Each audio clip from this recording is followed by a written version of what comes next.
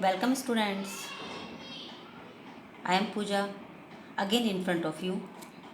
फिर से हम आपके साथ हैं अकाउंट का second chapter basic accounting terms लेकर के, है ना। एकदम सिंपल चैप्टर है, लेकिन ये अकाउंटिंग के कुछ टर्म्स ऐसे हैं जो इससे पहले कभी भी आपने सुने नहीं होंगे, है ना। एक्चुअली ये अकाउंट्स है ना। अभी तक जो आपने 10th में सब्जेक्ट पढ़े उसमें अकाउंट्स कहीं पर था ही नहीं, तो इसलिए ये टर्म्स कुछ आपके लिए नए हैं। इसलिए इस वीडियो में सिर्फ आपको इन टर्म्स के बारे में, क्योंकि ये टर्म्स बार बार आएंगे, पूरे अकाउंटेंसी में आएंगे, तो इसलिए इस टर्म्स को आपको समझना यहाँ पर ज़रूरी है। सिंपल लैंग्वेज में हम आपको अपने वर्ड्स में समझाने की ये कोशिश करेंगे, राइट। बहुत सिंपल है, इसमें कुछ भी नहीं है। जैसे बेसिक अकाउंटिंग टर्म्स हम स्टार्ट करते हैं। सबसे पहले आता है ट्रांजैक्शंस। ट्रांजैक्शंस क्या होते हैं? ट्रांजैक्शंस मीन्स लेन देन।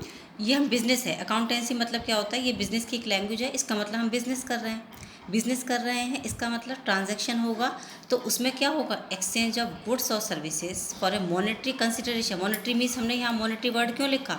मनी के लिए, है ना। मनी के लिए जब गुड्स और सर्विसेज को एक दूसरे को दिया या लिया जाता है दो पार्टी के बीच में, तब उसे हम क्या कहते हैं? ट्रांजैक्शंस कहते हैं, ठीक है। मनी होना वहाँ ज़रूरी है। अगर मनी नहीं दिया गया, इसका मतलब वो एज ए गिफ्ट हो गया, और गिफ्ट की हमारे यहाँ कोई वैल्यू ही नहीं है। भाई हमने गिफ्ट किसी को कर दिया तो हमें अकाउंटिंग ट्रीटमेंट का तो कोई देना ज़रूरी ही नहीं है ना। इसलिए मॉनेटरी यहाँ पर कंसिडरेशन होना कंपलसरी हो जाता है किसी भी गुड्स या सर्विसेज का, तो उसे हम क्या कहते हैं? ट्रांजैक्शन कहते हैं। ये कैश में भी हो सकता है और क्रेडिट में भी हो सकता है। माने कि ट्रांजैक्शन हुआ, कैश में पैसा हाथों हाथ ले लिया या दे दिया गया, या फिर क्रेडिट पे है कि सामान तो चला गया लेकिन अभी पैसे नहीं आए, तो वो क्रेडिट पे कहलाता है। तो कैश ट्रांजैक्शंस और क्रेडिट ट्रांजैक्शंस, ठीक है। चलते हैं आगे। कैपिटल, ये एक इम्पॉर्टेंट चीज़ है भाई, कैपिटल, क्योंकि बिना इसके तो हमारा बिजनेस ही अधूरा है। कैपिटल क्या होती है? सबसे पहला कैपिटल क्या है? हमने जैसे बिजनेस स्टार्ट किया, हमने 50 लाख की ज़रूरत है, हमको 50 लाख रुपए से एक बिजनेस हमने स्टार्ट किया है, तो ये जो 50 लाख रुपए हमने अपने बिजनेस में इन्वेस्ट किए हैं, ये जो अमाउंट है हमारा, ये क्या कहलाता है? हमारी कैपिटल कहलाती है। ये कैपिटल कैश में भी हो सकती है और हमारी कोई एसेट भी हो सकती है, या दोनों ही हो सकते हैं, ठीक है। जैसे 50 लाख रुपए का कैश लगा लिया और हमारी जो बिल्डिंग थी हमने उसी में अपना बिजनेस स्टार्ट कर दिया, तो इसका मतलब हमने कैश भी इसमें ऐड किया और एसेट भी ऐड की। क्लियर? तो उसे हम क्या कहते हैं? Amount invested bye proprietor in the business, it may be cash और एसेट। इसका दूसरा नाम भी है ना, अदर नेम से भी टीचर्स पेपर में देते हैं। इसको हम इंटरनल लायबिलिटी भी कहते हैं, प्रोप्राइटर फंड भी कहते हैं, या ओनर्स इक्विटी भी कहते हैं। किसी भी नाम से आएगा, है ना। आप समझ जाना कि वो कैपिटल के बारे में आपसे डिस्कस करना चाहते हैं। फॉर्मूला भी है कैपिटल कैसे कैलकुलेट करेंगे, तो एसेट्स में से अगर हम आउटसाइड की लायबिलिटीज़ को अपना लेस कर देते हैं तो हमारी कैपिटल कैलकुलेट हो जाती है। ये एसेट्स और लायबिलिटीज़ क्या होते हैं अभी हम आगे आपको समझाने वाले हैं। क्लियर? चलते हैं आगे। ड्राइंग्स। अब ये ड्राइंग्स क्या होते हैं? ड्राइंग्स मीन्स होता है किसी भी चीज़ को, ये ड्राइंग वो नहीं है आपकी जो पेंटिंग वाली ड्राइंग है ना। अब आप लोग अकाउंट्स पढ़ रहे हैं तो अकाउंटिंग लैंग्वेज में ड्राइंग्स क्या होती हैं? ये जैसे हमारी कोई भी एक शॉप है, जैसे किसी भी चीज़ की, हमारे परफ्यूम की जैसे शॉप है, उस परफ्यूम की शॉप में से हमने कुछ परफ्यूम अपने लिए निकाल लिए जो हम अपने पर्सनल यूज़ करेंगे, दैट इज कॉल्ड ड्राइंग। या हमने कुछ रुपया निकाल लिया, उसमें से लिखा है ना, कैश और value of goods withdrawn by the proprietor और partners for their personal use. ये पर्सनल यूज़ होना ज़रूरी है ना। अगर बिजनेस के लिए निकाल रहे हैं तो वो ड्राइंग्स नहीं होगा। पर्सनल यूज़ के लिए अगर हम निकाल रहे हैं, दैट इज कॉल्ड ड्राइंग्स। चलते हैं आगे। लायबिलिटीज़, एक और इम्पोर्टेंट चीज़ आ जाती है, लायबिलिटीज़ को अगर हम देखें तो इसका सिनोनिम वर्ड क्या होता है? रिस्पॉन्सिबिलिटीज़, ठीक है। और यहाँ पर लायबिलिटीज़ का वर्ड क्या होगा? वो responsibility that we have to complete it, जिसे हमें पूरा करना होगा। अब यहाँ पर लायबिलिटी क्या चीज़ होती है? तो ये अमाउंट वो अमाउंट होती है जो बिजनेस ओज करता है बाहर से, किसी से हमने लोन लिया हुआ है, तो जब लोन लिया है तो वो हमें पूरा भी तो करना होगा। लायबिलिटीज़ का फॉर्मूला है, एसेट्स में से आप कैपिटल लेस कर दें। कैपिटल आपको पता ही चल गया, हमने पहले ही पढ़ा दिया क्या होता है। लायबिलिटीज़ आपको मालूम हो गई, पढ़ा रहे हैं कि ये रिस्पॉन्सिबिलिटीज़ होती हैं जो हमको पूरी करनी होती हैं। अब एसेट्स क्या होती है ये हम आगे बता देंगे। लायबिलिटीज़ के कुछ काइंड्स हमने डिवाइड कर दिए हैं, एक होती है करंट लायबिलिटीज़ और दूसरी होती है non current liabilities. Current liabilities, current माने होता है जो, ये ऐसी करंट मीन्स होता है वैसे तो तुरंत, इंस्टेंट, है ना। ये वो लायबिलिटीज़ होती है जिनको आपको एक ऑपरेटिंग साइकिल के अंदर पूरा करना होता है। Operating cycle means with in 12 months. 12 महीने के अंदर। जैसे माना हमने अभी समझा रहे हैं आपको, जैसे माना हमने किसी से रुपए उधार लिए हैं, ठीक है, तो वो हमें उसको 1 साल के अंदर विदिन 12 मंथ्स के अंदर उसे हमें पूरा करना होगा, वापस करने होंगे। मीन्स बैंक से लोन लिया है, बैंक से ओवरड्राफ्ट लिया है, तो वो हमें 1 साल के अंदर वापस करना होगा, है ना। किसी से माल उधार लेकर के मंगाया है तो उसको उसके पेमेंट करना होगा विदिन 12 मंथ्स। इसे कहते हैं ऑपरेटिंग साइकिल। 12 मंथ्स का जो होता है वो ऑपरेटिंग साइकिल होता है। ये तुरंत पूरे करने होते हैं, तो वो इसीलिए हम उसका नाम क्या दे रखा है, करंट लायबिलिटी दे रखा है, ठीक है। एग्जाम्पल में हमने लिखे जैसे क्रेडिटर्स हो गए, बिल्स पेबल्स हो गए, बैंक ओवरड्राफ्ट है, शॉर्ट टर्म के लोन है, छोटे छोटे लोन ले लिए हैं, है ना, 5 महीने का, 6 महीने का, 7-8 महीने का, या फिर कोई भी आउटस्टैंडिंग एक्सपेंसेस है। ये कुछ वर्ड्स ऐसे हैं अभी भी जो आपको समझ नहीं आ रहे हो, वो धीरे धीरे क्लियर होते हैं ना। हर चीज़ धीरे धीरे समझ में आती है, एकदम से आपको पैनिक होने की ज़रूरत नहीं है कि पता नहीं कितना नया सब्जेक्ट है, थोड़ा समझने में टाइम लगेगा। ओके, क्लियर हो गया ना कि जो 12 महीने के अंदर हमको जो कंप्लीट करना होगा वो हमारी होती है करंट लायबिलिटीज़। बस इसका अपोजिट यहाँ पर है नॉन करंट लायबिलिटीज़। इनको फिक्स्ड भी कहते हैं। ये करंट नहीं होती हैं, है ना, ये करंट नहीं होते हैं। ये हम आराम से 12 महीने के बाद भी पूरा कर सकते हैं। जैसे डिबेंचर्स होते हैं, ये बड़े बड़े लोन होते हैं, लॉन्ग टर्म के लोन है, 5 साल से लेकर के 20-20 सालों तक के लिए लोन लिए जाते हैं। मॉर्गेजेस लोन होते हैं, है ना, ये इन लंबे पीरियड के लिए लिए जाते हैं, तो इनको जल्दी कंप्लीट करने की कोई भी जल्दी नहीं होती है, तो इसलिए इनको नॉन करेंट लायबिलिटी कहते हैं, ठीक है। Current liability, non current liability, I think this is clear. चलते हैं हम आगे एसेट्स की साइड। जो हम बार बार एसेट एसेट एक वर्ड बोल रहे थे, एसेट्स क्या होती हैं, जैसे हिंदी में अगर हम बोलें तो एसेट्स में संपत्तियाँ होती हैं, है ना। जो कुछ भी हमारे पास होता है, कैश में होगा, मनी होगा, एसेट्स होंगी। एसेट्स मतलब जैसे लैंड है हमारे पास, बिल्डिंग है, बड़ी बड़ी गाड़ियाँ हैं, अच्छा फर्नीचर है, हमारी गुडविल बहुत अच्छी है मार्केट में, है ना, हमारे पास हैवी हैवी मशीनरीज़ हैं, बहुत सारा स्टॉक रखा हुआ है ना, बैंक बैलेंस बहुत अच्छा है, ये सब हमारी एसेट्स हैं, ठीक है। और एसेट्स को अगर हम डिफाइन कर सकते हैं तो क्या बोलेंगे कि date can be turn in cash और मनी। ऐसी चीज़ें जिनको हम बहुत जल्दी से कैश या मनी में ट्रांसफ़र कर सकते हैं, कन्वर्ट कर सकते हैं, ठीक है। जैसे लैंड है तो लैंड को हम बेच देंगे, पैसा आ जाएगा, बिल्डिंग है बेच देंगे, पैसा आ जाएगा। ये सब हमारी क्या होती है, एसेट्स में। ज्वेलरी भी है, ज्वेलरी हम लिखना भूल गए हैं, ज्वेलरीज भी है इसमें, गोल्ड है, वो सब ऐसी चीज़ें आ जाती हैं इसके अंदर। ये भी हमने 2 काइंड में डिवाइड कर दिया, एक होती है करंट एसेट, एक होती है non current assets. Current assets कौन से होते हैं, बिल्कुल जैसे हमने करंट लायबिलिटी पढ़ाई थी, which are likely to be converted into cash within a period of 12 months. ये वो एसेट्स होती हैं जो 12 महीने के अंदर हम कैश में कन्वर्ट कर सकते हैं। जैसे कैश बैंक, वो तो बैंक होता ही है कैश में। जैसे डेटर्स हैं, डेटर्स माने जो पैसे हमें देंगे ना, किसी को भी आपने उधार दिया है, वो उससे आप जल्दी ही पैसा वापस लेना चाहेंगे, तो ये वो लोग होते हैं जो हमें पैसे देते हैं। तो within 12 months. B R bills receivable, ये 3 महीने का ही टाइम होता है, सिर्फ 3 महीने 3 दिन का टाइम होता है इनका। इस वाले आपके सिलेबस में भी ये पढ़ेंगे आप बिल्स। स्टॉक है, शॉर्ट टर्म के इन्वेस्टमेंट्स हैं, प्रीपेड एक्सपेंसेस हैं, लिक्विड है कोई भी, ये सारी चीज़ें ऐसी हैं जो आपको 12 महीने के अंदर पैसा दे सकते हैं। नॉन करंट एसेट्स यानी कि फिक्स एसेट्स हो जाती है, बिल्कुल इसका अपोजिट। ये वो एसेट्स होती हैं जो बिजनेस में परचेज़ की जाती हैं, किसके लिए, कि वो गुड्स प्रोड्यूस करने के काम आएंगी। उनका मतलब रीसेल करना बिल्कुल भी नहीं होता है ना। जैसे लैंड है, बिल्डिंग है, मशीनरी, अब हमने घर बनवाया तो क्या इस सोच करके थोड़ी बनवाएंगे कि उसको हमें रीसेल करना ही करना है ना। बहुत सारे घर होते हैं, उसकी बात अलग पड़ जाती है, लेकिन यहाँ पर इसका मतलब वो नहीं होता है। क्या होता है, ये गुड्स को प्रोड्यूस करने के लिए ही इसका मेन मतलब है। आगे जा कर के सेल कर सकते हैं, ऐसा कोई हार्ड एंड फास्ट रूल नहीं है कि हमें सेल नहीं करना, सेल कर सकते हैं अगर हमें इनकेस ज़रूरत पड़ती है, लेकिन हमें ये 12 महीने के अंदर पैसे नहीं देंगे, उसके बाद ही सामान बिकना स्टार्ट होता है। इसको हम भी दो पार्ट में डिवाइड कर सकते हैं फिक्स एसेट्स को। एक टेंजिबल होते हैं, एक होती है इंटेंजिबल। टेंजिबल बहुत सिंपल है, जिनमें फिजिकल एग्जिस्टेंस होता है, ठीक है। और इंटेंजिबल वो होती है जिनमें फिजिकल एग्जिस्टेंस नहीं होता है। फिजिकल जैसे ट्रेडमार्क्स होते हैं, पेटेंट्स होते हैं, इसमें गुडविल का भी एग्जांपल हम दे सकते हैं आराम से, तो वो इंटेंजिबल एसेट्स होती है हमारी, ठीक है। गुडविल क्या होती है हमारी, गुडविल हमारी वैल्यू होती है, हमारी फेम होती है। जैसे लोग ब्रांड होता है ना, जैसे आप ब्रांडेड जितने भी सामान हैं आप बिल्कुल आँख बंद करके खरीद लाते हो ना, क्योंकि भरोसा होता है आपको उन पर, चाहे वो जितने भी कॉस्टली आएँ, तो वो वही क्या होती है, वो गुडविल कहलाती है हमारी, ठीक है। इतना आपको क्लियर हो गया। चलते हैं नेक्स्ट, रिसीट्स पर आ जाते हैं हम अपनी। रिसीट्स माने जो चीज़ें हमें मिलती हैं। तो एक तो होती है कैपिटल रिसीट्स।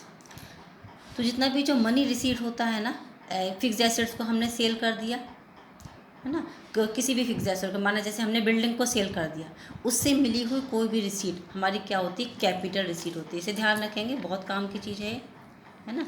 लेकिन वो बिज़नेस नहीं है, जैसे बिज़नेस तो हमारा किसी और चीज़ का है, ठीक है, माना हमारा क्लॉथ का बिज़नेस है, हमारा गारमेंट्स का काम होता है, तो गारमेंट से रिलेटेड काम नहीं, बल्कि हमने क्या बेचा है, हमने अपनी कोई फिक्स एसेट्स, हमने अपनी एक माना अपनी कार बेची है ना, तो कार से मिलने वाला जो भी कैश होगा वो हमारा कैपिटल रिसीट आएगा। ये क्या होती है, हमारी लायबिलिटी होती है, ठीक है।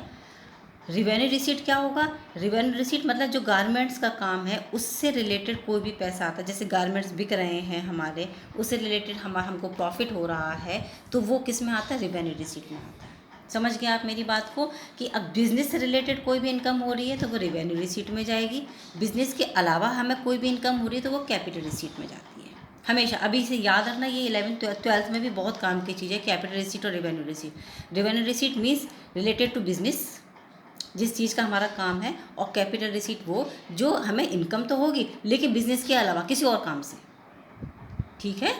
अच्छा, रेवेन्यू रिसीट में हमने कुछ एग्जांपल्स लिखे हुए हैं, जैसे कि सेल ऑफ गुड्स, हमारा सामान बिक रहा है, कमीशन आ रहा है, कोई भी रेंट है या इंटरेस्ट आ रहा है, डिविडेंड आ रहा है, रॉयल्टीज़ है, ये उस होगा इसी से। रिकरिंग नेचर का होता है ये, रिकरिंग माने रेगुलर, ये रेगुलर आता रहेगा, माने डेली डेली गारमेंट बिकते रहेंगे तो डेली डेली हमारे पास पैसे आते रहेंगे। ये रिकरिंग नेचर का नहीं होता है, क्योंकि कैपिटल रिसीट है, एक बार में बिक गई गाड़ी, बार रोज़ रोज़ थोड़ी बिकेगी, ठीक है। आ जाते हैं एक्सपेंडिचर पे। एक्सपेंडिचर भी बिल्कुल ऐसे ही है, वो रिसीट है तो ये एक्सपेंडिचर है, खर्चे होंगे हमारे, ठीक है। मतलब money spend for acquiring goods और सर्विसेज, अगर हमें गुड्स कोई भी खरीदनी है, सर्विसेज कोई भी प्रोवाइड करनी है, तो उसको एक्वायर करने के लिए कुछ मनी तो स्पेंड करना ही पड़ेगा, ठीक है। तो उसे हम क्या कहते हैं, एक्सपेंडिचर मीन्स खर्चे, अगर हम हिंदी में कह सकते हैं तो ये खर्चे होते हैं। कैपिटल एक्सपेंडिचर बिल्कुल वही, रिलेटेड टू फिक्स एसेट्स, और revenue expenditure related to our business, यानी कि फर्म से रिलेटेड जो भी खर्चे होंगे वो रेवेन्यू एक्सपेंडिचर में जाएंगे। फर्म के अलावा जो भी हमारे खर्चे हो रहेंगे किसी फिक्स एसेट्स में, माने हमने कोई एसेट खरीदी है, उससे रिलेटेड कोई भी खर्चा है तो वो कैपिटल एक्सपेंडिचर में जाएगा, और बिजनेस से रिलेटेड कोई भी खर्चा है तो वो रेवेन्यू एक्सपेंडिचर में जाएगा, ठीक है। फिर आ जाता है एक और है डिफर्ड रेवेन्यू एक्सपेंडिचर। ये ऐसे एक्सपेंडिचर होते हैं जो होते तो रेवेन्यू नेचर के हैं, है ना, लेकिन इससे हमें प्रॉफिट होना शुरू होता है, लेकिन थोड़े टाइम के बाद में, थोड़े टाइम के बाद। अभी जैसे हमने इकट्ठा खर्चा कर लिया, लेकिन हमको अभी तो हमें कोई प्रॉफिट नहीं होगा, लेकिन धीरे धीरे कुछ सेवरल ईयर्स में हमको प्रॉफिट देते हैं, जैसे एडवर्टाइजमेंट का, है ना। जैसे हमने माना कोई नया एक प्रोडक्ट बनाया, ठीक है, प्रोडक्ट बना दिया, और अभी तो हमें उसके बारे में कोई कुछ नहीं जानता, हमने उसका एडवर्टाइजमेंट कराया, एडवर्टाइजमेंट में हमने एक बार में खूब सारा पैसा उसमें लगा दिया। अब एडवर्टाइजमेंट हुआ है, धीरे धीरे धीरे धीरे धीरे धीरे करके उसके बारे में लोगों को सब जानकारी होगी, तब तो जा कर के हमें वहाँ से प्रॉफिट मिलना शुरू होगा, ठीक है ना। तो इसलिए इसको क्या कहा जाता है, डिफर्ड रेवेन्यू एक्सपेंडिचर कहा जाता है। चलते हैं आगे। गुड्स, भाई जो फर्म है जिसमें डीलिंग कर रहा है वो हमारी क्या होती हैं, गुड्स होती हैं। जैसे गारमेंट्स है तो जो कपड़ा है, जो लेंथ है, वो हमारा जो प्रोडक्ट है उसे हम क्या कहेंगे, गुड्स कहेंगे, ठीक है। जिसमें डीलिंग किया जाएगा वो जो प्रोडक्ट होगा उसे गुड्स कहते हैं। एक्सपेंसेस, तो ये तो आप जानते ही होंगे कि जो गुड्स एंड सर्विसेज को प्रोड्यूस करने में जितनी कॉस्ट लगेगी, माने जितना जो खर्चा हो रहा होगा उसे हम एक्सपेंसेस कह देते हैं। ये बहुत सिंपल से हैं। इनकम क्या होती है, बहुत सिंपल है, इनकम रेवेन्यू में से एक्सपेंसेस लेस कर दो, रेवेन्यू मीन्स हमारे क्या, इनकम हो गई, है ना, उसमें से हम जितने भी एक्सपेंसेस हैं वो हम लेस कर देंगे, हमारी इनकम आ जाएगी। और प्रॉफिट क्या होता है, प्रॉफिट क्या होगा, excess of revenue over total expenses, है ना। रेवेन्यू में से एक्सपेंसेस के बाद से जितना भी रेवेन्यू हमको आता चला जाएगा, है ना, सारे खर्चे हमारा, जिस किसी भी चीज़ को बनाने की कॉस्ट आई हमारे 100 रुपीज़ तो एक्सपेंसेस होगा, उसके बाद हमको जो भी उसमें मिलना शुरू होगा, माना सेल हो गई हमारे 110 रुपीज़ की, 120 रुपीज़ की, तो हमारा जो प्रॉफिट हुआ वो कितना हो गया, 20 रुपीज़ का हो गया ना, पढ़ा है ना, प्रॉफिट एंड लॉस अकाउंट में मैथ्स में पढ़ा होगा आप लोगों ने। ये भी दो तरीके के होते हैं, ग्रॉस प्रॉफिट होता है और एक नेट प्रॉफिट हो जाता है। चलें आगे। तो एक गेन होता है, ये गेन क्या होता है, profit arise from business transaction, ये इंपॉर्टेंट है भाई, गेन सिर्फ ये जो गेन वर्ड है ना, हम ये सिर्फ बिजनेस ट्रांजैक्शन से ही रिलेटेड करेंगे। बिजनेस ट्रांजैक्शन से होने वाले प्रॉफिट को ही गेन कहा जाता है। बाकी सारे जितने भी अगर हमें प्रॉफिट हो रहे हैं तो वो गेन के अंदर नहीं आएंगे। उसे हम प्रॉफिट कह सकते हैं लेकिन वो गेन नहीं होगा। गेन क्या होगा? सिर्फ जब बिजनेस ट्रांजैक्शन से आएगा। ठीक है। लॉस क्या होगा? तो बहुत सिंपल है, अगर हम एक्सपेंसेस में से रेवेन्यू उल्टा हो रहा है ना, तो वो क्या हो जाता है? वो लॉस हो जाता है। सीधा हो जाएगा तो वो प्रॉफिट हो जाएगा। अगर रेवेन्यू में से एक्सपेंसिव लेस करेंगे तो प्रॉफिट हो गया, और एक्सपेंसिव में से रेवेन्यू लेस करेंगे तो वो लॉस हो जाएगा। चलते हैं परचेज। परचेज एक इम्पॉर्टेंट चीज़ है भाई, क्योंकि बिजनेस बिना परचेज के नहीं होगा। जब तक आप गुड्स का परचेज नहीं करेंगे तब तक आप सेल क्या करेंगे? ये कैश में भी हो सकती है और क्रेडिट पर भी हो सकती है। ऐसे ही सेल है, तुमने लिखा ही नहीं, क्योंकि आपको खुद ही पता है कि बिज़नेस कर रहे हैं, किस लिए कर रहे हैं? सेल करने के लिए कर रहे हैं। ये भी दो तरीके की होती है, कैश में भी होती है और क्रेडिट में भी होती है। ठीक है, चलें आगे। स्टॉक, ये इंपॉर्टेंट चीज़ है भाई आपकी। क्या होती है स्टॉक? ये वो गुड्स होती हैं जो रिमेन रह जाती हैं हमारे unsold at the end of the accounting period. Accounting period क्या होता है? 31 मार्च, 1 अप्रैल टू। ठीक है। अब लास्ट क्या बोला हमने? एंड बोल रहे हैं ना, एंड मतलब 31 मार्च। 31 मार्च को जितना भी स्टॉक हमारे पास रखा हुआ है जो अभी तक हमारा सेल नहीं हुआ है ना, वो हमारा क्या कहलाता है? स्टॉक कहलाता है। दो काइंड्स होते हैं, एक ओपनिंग स्टॉक होता है और एक क्लोजिंग हो जाता है। ठीक है, चलें आगे। ओपनिंग क्लोजिंग सब आपको समझ में आ जाएगा क्या है ये। डेटर्स, ये भी बताया था, ये वो पर्सन होते हैं to whom goods have been sold, जिनको क्या किया गया है? सामान बेचा गया है। किस पर? क्रेडिट पर। ये वो पर्सन हैं जिनको सामान सेल किया गया है क्रेडिट पर। क्रेडिट पर सामान सेल किया गया, इसका मतलब कभी ना कभी तो ये हमको पैसे देंगे ना, है ना, इसलिए ये हमारे कौन होते हैं? डेटर्स होते हैं, है ना। एसेट होती है हमारे, इसलिए पैसे मिलेंगे। नहीं मिलते तो ये क्या कहलाते हैं? हमारे बैड डेट्स हो जाते हैं। कभी कभी कुछ रुपए डूब भी तो जाते हैं, जो हमारे पैसे नहीं मार लेते हैं और भाग जाते हैं, हमारे पैसे नहीं देते हैं। बहुत सारे एग्जाम्पल हैं। अब हम इस पे वीडियोस पे तो नहीं बोल सकते हैं इन बातों को, लोग जो भाग गए इंडिया के बाहर। तो फिर ऐसे भी होते हैं बहुत सारे लोग। तो ये वो है, इसलिए ये हमारी क्या हो जाती है? एसेट्स होती है। क्रेडिटर्स बिल्कुल इसका अपोजिट है। ये बस ये टू की जगह फ्रॉम लगा देना, the person from whom goods have been. यहाँ पर क्या हो जाता है? ये क्रेडिटर्स है, ये इनसे हम लेंगे, ये इनसे हमने सामान लिया है, ये क्रेडिटर्स है, ये हमसे पैसे लेंगे। ठीक है, इनसे हमने लिया है सामान, तो इन्हें हमें कभी ना कभी जा कर के पैसा देना पड़ेगा। तो ये क्रेडिटर्स होते हैं, क्रेडिटर्स है हमारी, इसलिए ये हमारी क्या बन जाती है? ये हमारी बन जाती है लायबिलिटी। ये हमको पेमेंट करना है, we have to pay them in future compulsorily. चलते हैं आगे। डेटर्स और क्रेडिटर्स क्लियर हो गए। डेटर्स वो जो हमको पैसे देंगे और क्रेडिटर्स वो जो हमसे पैसे लेंगे, ऐसे करके समझ लो सिंपल लैंग्वेज में एकदम से। वाउचर होते हैं, वाउचर बहुत सिंपल है, जैसे पता भी होगा आप लोगों को, बस जैसे जो ट्रांजैक्शन हुआ है ना उसका एक रिकॉर्ड छोटा सा लिख लिया जाता है, एक डॉक्यूमेंट एविडेंस के उस पर, तो इसलिए उसे क्या कहा जाता है? Voucher, written document evidence of the business transaction. अच्छा, बस अब लास्ट और चीज़ बता दें, डिस्काउंट्स होते हैं। डिस्काउंट मतलब क्या होता है? रिडक्शन इन प्राइस, प्राइस को कम कर देना। प्राइस को कम कर देना, जैसे माना कोई 100 रुपये की चीज़ है, हमने उसको कहा कि चलो ठीक है 5% का डिस्काउंट आपको मिल जाएगा, तो 5% का डिस्काउंट हमारा, तो हम 2 रुपये हमारा कितने में सामान पड़ जाएगा? 95 रुपीज़ में। अच्छा, ये डिस्काउंट भी दो तरीके का हो जाता है, एक ट्रेड डिस्काउंट होते हैं और एक कैश डिस्काउंट होते हैं। ट्रेड डिस्काउंट तो जैसे ही सामान आता है तुरंत ही उसको लेस कर दिया जाता है। ये जब हम आपको एंट्री सिखाएंगे ना, उसमें आपको ट्रेड डिस्काउंट और कैश डिस्काउंट बहुत डिटेल में बताएंगे। और कैश डिस्काउंट क्या होता है कि जब कैश में सामान खरीदा या बेचा जाता है तो उस टाइम पे कैश डिस्काउंट दिया जाता है। डिस्काउंट मतलब बस इतना सा आपको पता होना चाहिए, रिडक्शन इन प्राइस। तो स्टूडेंट्स बस इतना ही आज इस चैप्टर में। इससे रिलेटेड कोई भी क्वेरीज आप मुझसे पूछ सकते हैं। कोई भी अगर इसमें मैंने कोई भी मिस्टेक हो गई हो मुझसे तो उसके लिए सॉरी, आप मुझे उसको कमेंट करके बता भी सकते हैं। जो टीचर्स भी मेरे वीडियोस को देख रहे हैं वो भी मुझे कुछ सजेशन दे सकते हैं, दे आर मोस्ट वेलकम। अगले वीडियोस में हम स्टूडेंट आपके लिए लेकर के आएंगे कुछ एंट्रीज, डेबिट और क्रेडिट के रूल्स, अकाउंटिंग इक्वेशन, है ना। एंट्रीज आपको ऐसी बताएंगे कि आपको एक बार में क्लियर हो जाएगी। तो नेक्स्ट वीडियो के साथ हम आपके सामने फिर से हाजिर होंगे। वीडियो को देखने के लिए थैंक यू सो मच।